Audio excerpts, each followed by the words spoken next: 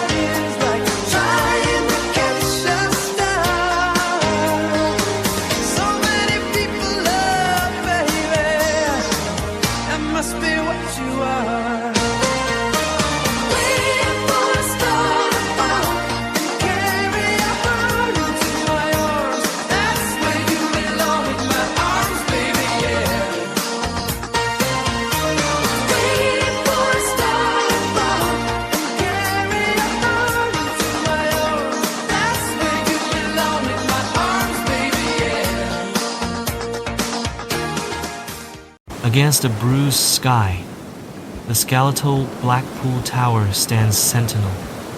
Debris blankets the promenade, testament to recent devastation.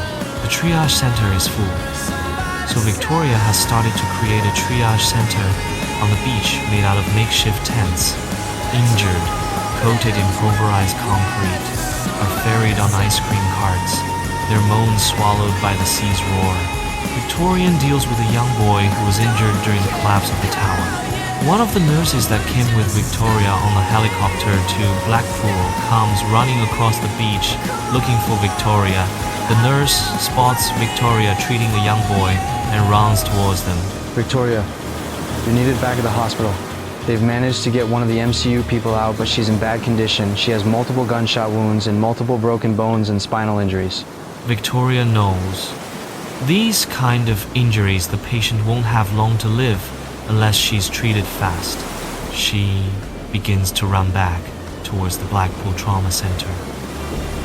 The skyline looms, jagged and imposing, underscoring the gritty reality of the utilitarian building.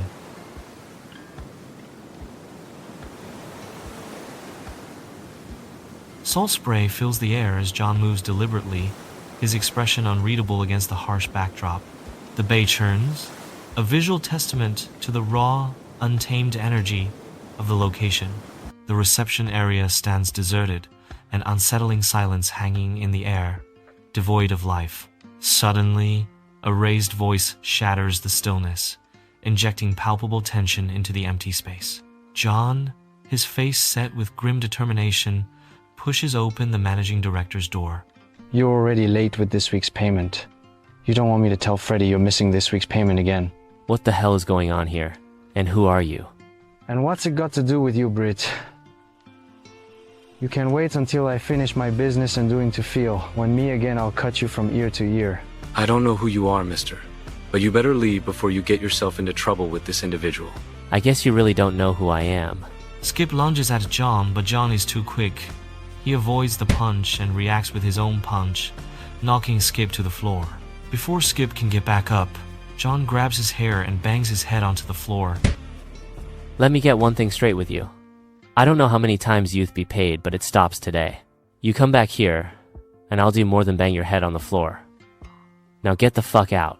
Gregory watches Skip climb back to his feet and rushes out of the office once Skip has gone. Gregory looks at John, nodding his head. That was a mistake. You're just going to make things more difficult around here. Who are you anyway? I know things are done a little different here in America, but I want to allow any kind of bullying and threatening. My name is John. I'm the managing director of this business, and your boss. Harrison slumps, defeated, into his chair. Oh, you're that John. I'm sorry, sir. I wasn't aware that you were coming in today. I want all the sales and purchases we have made over the last 6 months on my desk within the hour. And I want you to tell me what that was all about. Skip is an enforcer for one of the local gangs who forces us to pay a weekly salary for what they call protection. So it's a protection racket, okay? We'll have to deal with that. I have some high-placed friends within the NYPD. I'll get onto them, and they will see what they can do about this. Now, I want to see all the finances for the business of the last 6 months. I want to see a list of all the employees, and then I want you to move your stuff out of my office. Okay, I'll get those files for you straight away, he said. As he gets up and leaves the room once the chair is vacant, John sits down preparing himself for the job in hand. In the dimly lit room, Victoria stares at Kate's scans, the fractures glowing ominously on the monitor. According to the x-rays, she has 3 bullet wounds. 1 bullet is near the aorta, 1 is lodged in her spine, and another is very close to her right kidney. She has multiple fractures, both legs are broken in multiple places, and her right arm and wrist are also fractured.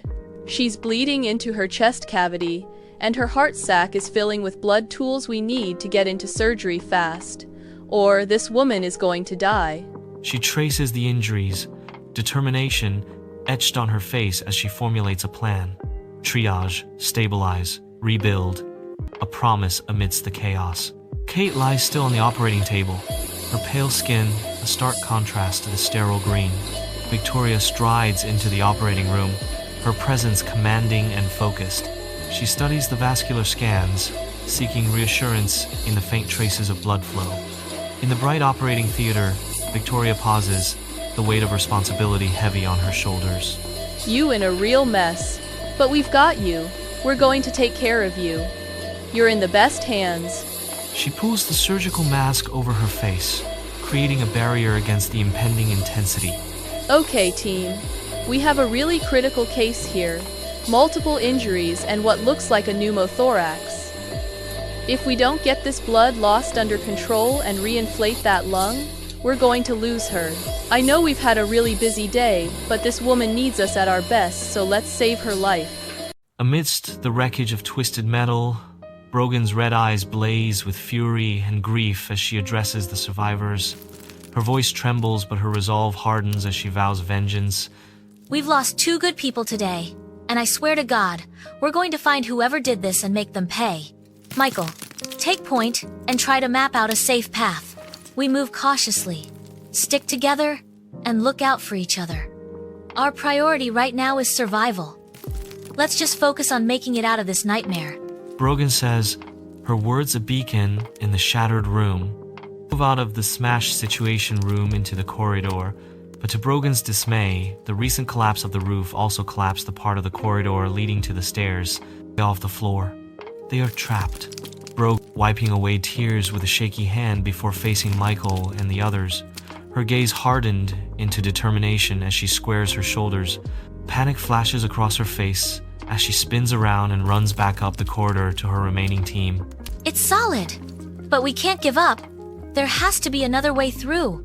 In the ruined corridor, Brogan addresses the group, her voice echoing off the metal walls, a sense of trepidation creeping into her expression. There has to be another way through. Michael, get the others to search the adjacent rooms, see if any doors are intact, or if we can find another passageway. Alchemist blockage. A nearby metal beam, testing its strength before attempting to lever a gap in the impassable barrier. The others disperse, their footsteps fading as they embark on their separate searches. Brogan show weakness, for she really does not know how she can get her team out of this dangerous situation.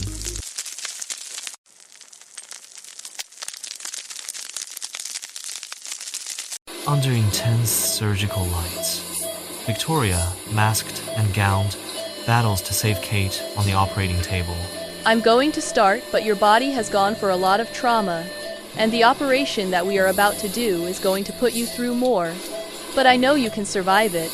Victoria takes the scalpel from the nurse and starts by making her first incision between Kate's breasts, continue down almost to her belly button. Pass me the rib spreader. She opens the wound with her hand, and then inserts a rib stretcher in, and slowly begins to manually weighing them surgical equipment, which spreads Kate's ribs, allowing her to get into her heart. Her stomach and kidneys have been damaged by the bullets from the attack. I can't see anything. Give me some suction here. The nurse complies. Massive bleeding in the lungs, and there's a bullet lodged near the aorta, and a huge hematoma. Give me a clamp and sew. Takes a surgical instruments, and then begins to work in the open chest cavity. Night descends on the business district, casting long shadows as John steps out, a silhouette against the dim, fading light. He walks towards his car, the silence of the empty street amplifying the sense of growing unease around him. Each footstep echoes in the night, a stark reminder of his solitude in this deserted urban landscape. The dimly lit street seems to stretch endlessly, the darkness concealing unseen eyes, heightening the suspense. Then out of the darkness, Skip's gang appears. In a stark parking lot, John finds himself trapped, encircled by Skip's menacing gang. Tension fills the air. Nowhere to go. Now is there? I'd like to introduce you to the rest of my gang. He turned to face the group, his eyes locking onto Skip first. A mix of frustration and annoyance flashes across John's features.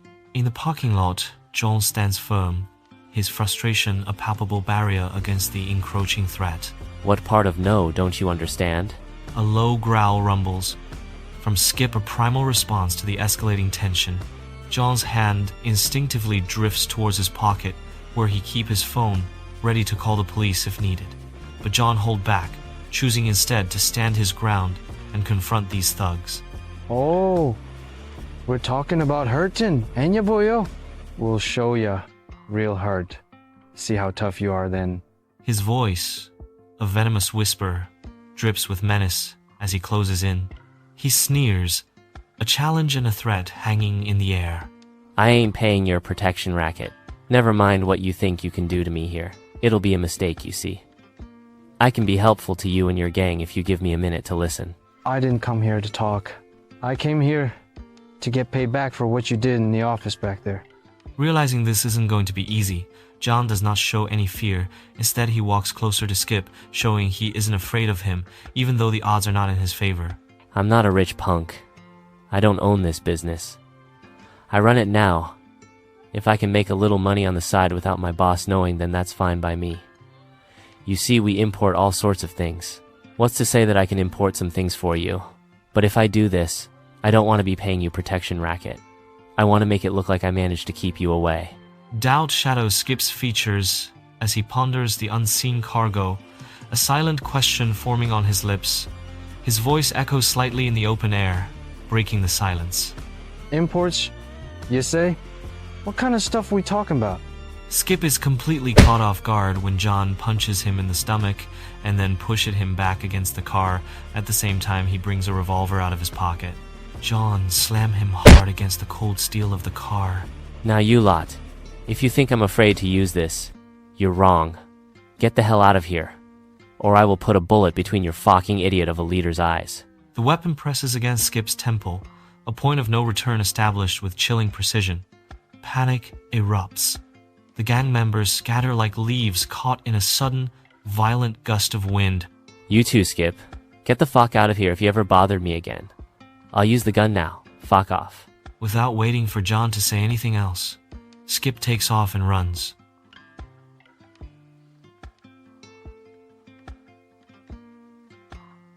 Skip scrambles away, his face a mask of fury and promises of retribution, disappearing into the harsh light of the parking lot. He doesn't stop running until he's sure he's a safe distance away. The car door opens, a momentary escape from the lingering tension. John steps inside, seeking sanctuary within the familiar space. The engine roars to life, a mechanical heartbeat drowning out the echoes of the confrontation. John's hands grip the steering wheel, the tension slowly seeping away as John heads to the police station and hopefully the help of an old friend. 10 minutes pass in oppressive silence amongst the ruined structure. An unsettling quiet blankets the scene. Suddenly, a piercing shout shatters the stillness, tearing through the heavy air. Sam, I found a hole in the floor. I think it leads to the next level. A glimmer of hope sparking in Brogan's eyes. All the self-doubt and uncertainty just disappears. Brogan now has a way out, a way to save her team. Did you say it leads down to the next level? The ruined structure looms, a silent witness to the unfolding drama and growing dread. Adrenaline surging, Brogan sprints towards Julie's voice, her heart pounding against the silence. Julie stands frozen, her gaze fixed on a gaping hole in the wall, a dark abyss beckoning below. Julie whispers, her voice filled with eerie wonder. Dust motes swirl in the dim light, illuminating the chasm's edge. I think it goes all the way down to the lobby, boss. If we could find something to climb down with, we could get right to the bottom and get out of the building. Brogan rushes to the edge, the abyss yawning before her, a dark promise of danger and the unknown. She peers into the hole, assessing the treacherous drop. Cautious optimism flickers across her face. Her voice cuts through the silence. Looks doable, but we move carefully. Michael, get everyone here. We prepare for a controlled descent. As the team gathers, Thornton appears with a rope he found in a destroyed maintenance closet, their silhouettes stark against the dim light. Preparation begins. The group huddles, faces etched with hope and trepidation, a silent pact forming in the dim light, a shared breath amongst them, courage born from unity as they prepare to face the unknown. Brogan's voice cuts through the tension. One at a time. Support each other. We find a way out. No matter what. One by one, Brogan's team descend into the bowels of the destroyed tower.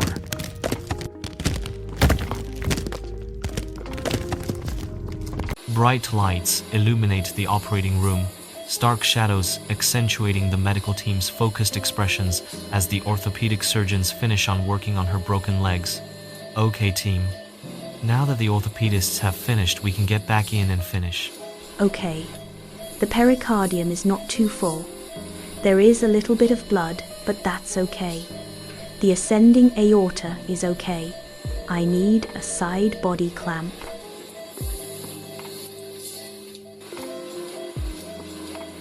In the operating room's tense air, Victoria stands, a calm point amidst controlled chaos, her eyes scanning monitors.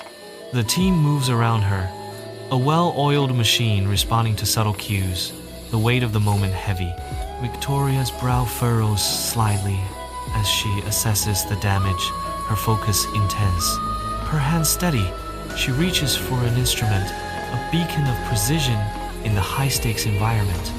I need a side body clamp, Victoria commands, her voice cutting through the tension. Dickerson, clamp the hilum so we get control of hemorrhage so I can get visualization, she orders. Victoria's face is strained, sweat beading as she focuses intently on the intricate task before her. Okay. I'm ready to reconstruct the ventricle. Close up on Victoria's skilled hands as she meticulously stitches the damaged ventricle. The rhythmic beeping of the heart monitor becomes erratic, mirroring the urgency of the moment. Hand me 3 on Ethibon, Victoria requests, her brow furrowed in concentration. Hours tick by in the operating room, the digital clock a stark reminder of time's relentless march. Victoria, sweat-drenched and weary, stands resolute at the head of the table, her gaze fixed. The surgical team, exhausted, their masks askew, mirror Victoria's determination. The rhythmic beep of heart monitors cuts through the tense silence. Where on the final road home I think she's going to make it. Relieved glances are exchanged, yet the monitor's persistent beeping keeps everyone grounded. Victoria's exhausted eyes reflect hours of relentless stress, a mirror to the life hanging in the balance. Kate lies still on the table, a faint rise and fall of her chest, the only sign of life. Monitors flicker with a slightly more stable rhythm, a subtle shift offering a fragile glimmer of hope.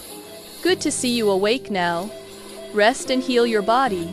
Be through so much, you're lucky to be alive now. Just rest.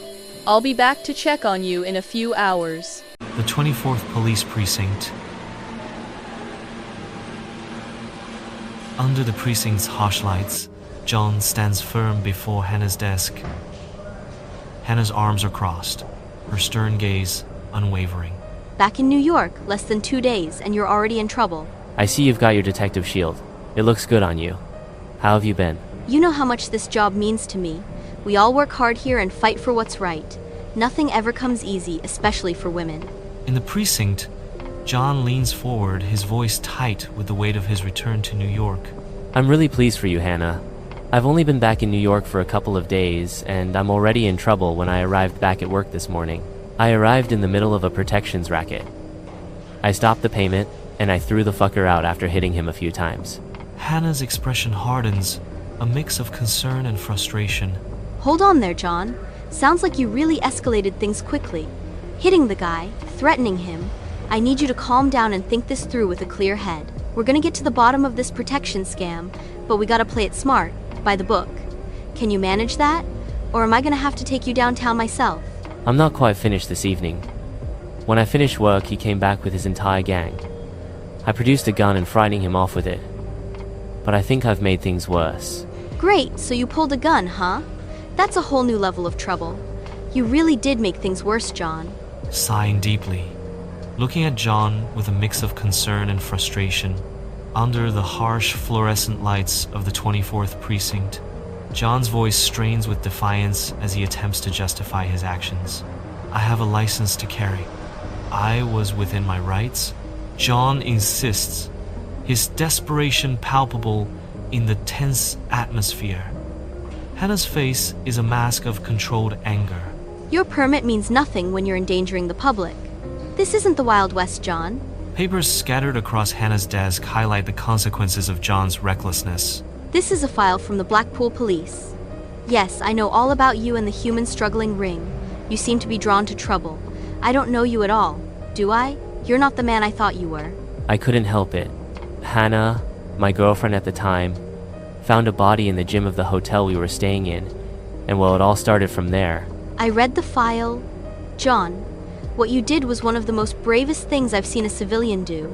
If you read that file, you know I'm quite capable of taking care of myself. Are you going to chastise me all night, or are you going to help me? Of course I am. Did you have any doubt? Okay.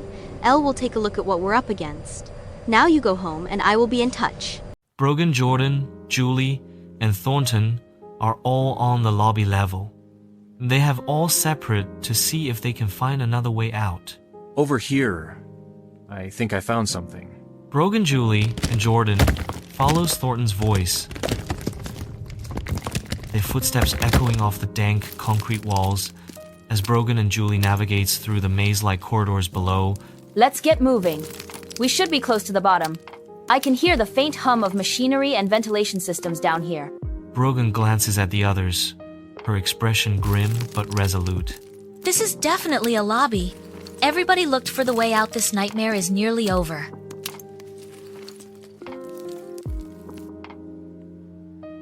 Their senses on high alert for any signs of danger, they all ventured further into the destroyed lobby, the air thick with the acrid scent of burning wiring and ozone as she surveys the dimly lit, cavernous space stretching out before her. She whispers, her gaze tracing over the surreal landscape of collapsed supports, melted metal, and twisted wreckage, squinting through the haze of smoke and dust as she tries to pinpoint their best course of action amidst the chaotic ruin. Think that's the main exit over there. We need to push through that, and then it's just a few blocks to the nearest emergency services station.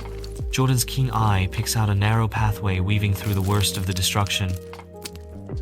allowing them to sidestep the most hazardous pockets of debris and avoid triggering any potential structural weaknesses.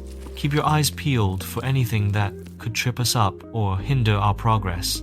The 4 survivors maintains a brisk pace, her combat training kicking in as she scans the environment for threats both physical and unseen, her mind focused solely on extricating her team from the nightmare they found themselves trapped in. As the blast doors finally comes into view, Jordan halts momentarily, taking stock of their surroundings before giving a subtle nod. This is it. That's our way out. But we'll need to move fast and coordinate our efforts to force those doors open without collapsing the entire section of wall behind them. Brogan gathers her team closer, issuing quick orders. Michael, Jordan, get ready to shoulder the doors from either side once I give the word.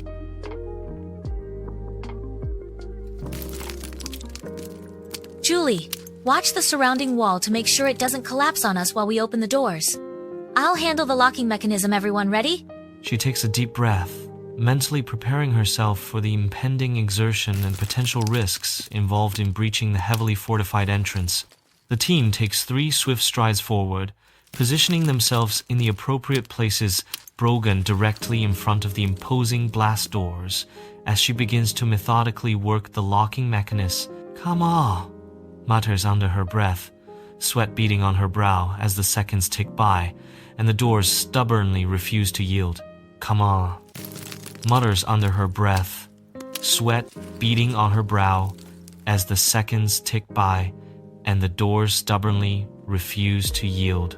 But the team don't give up. They continue to push and pull as Brogan finally manages to unlock the doors, and they swing open to reveal the Blackpool sunlight. There's a massive metal gird blocking the way out, but the team can squeeze sideways and eventually are all out of the death trap and into the glorious sunlight. The others join them, and together they walk away from the twisted wreck of the tower. Brogan is sat in an examination room in the emergency hospital being checked out after her ordeal in the collapsed tower. After she's checked over by a nurse, she heads straight to the reception desk where she asks the condition of her friend Kate. Before the nurse at reception could answer, Dr. Victoria Temple approaches. Brogan grips the edge of the counter, knuckles white, as Dr. Temple approaches, her expression unreadable despite the gentle manner in which she lays her hands on Samantha's arms. "Kate, is all Brogan asks?" She's still with us, but her injuries are severe. A compound fracture of the femur, punctured lung, internal bleeding, spinal fractures, multiple gunshot wounds, and several small fractures. We're doing everything we can, but the next few hours will be critical. I know it's not easy to hear, but I want you to be prepared. Kate might not pull through. We'll do our best to save her, but sometimes even the best medical care isn't enough against such grave trauma. She releases her grip, stepping back slightly to allow Samantha some space as she processes the devastating news, the weight of reality crashing down upon her like a physical blow. She turns around to discover her whole team is also in the hospital's waiting room, waiting for news on Kate. Surprise and gratitude flashing across her features before being replaced by a fierce determination ignited by their unwavering support. I thought I was alone here, but you're all still with me, still believing in what we started. And I know exactly what we need to do now. She steps forward, drawing in a deep, steadying breath as she meets the gazes of each member, her words carrying the weight of a promise and a battle cry. We find who did this, and we make them pay. No more running, no more hiding. From now on, we hunt. She smiles grimly, the resolve in her voice and posture leaving no doubt that, come hell or high water, she and her companions would see this through to the bitter end. Suddenly an alarm rings out from Kate's room. Victoria doesn't hesitate. She runs from the reception into Kate's room. Kate, vital signs flatline.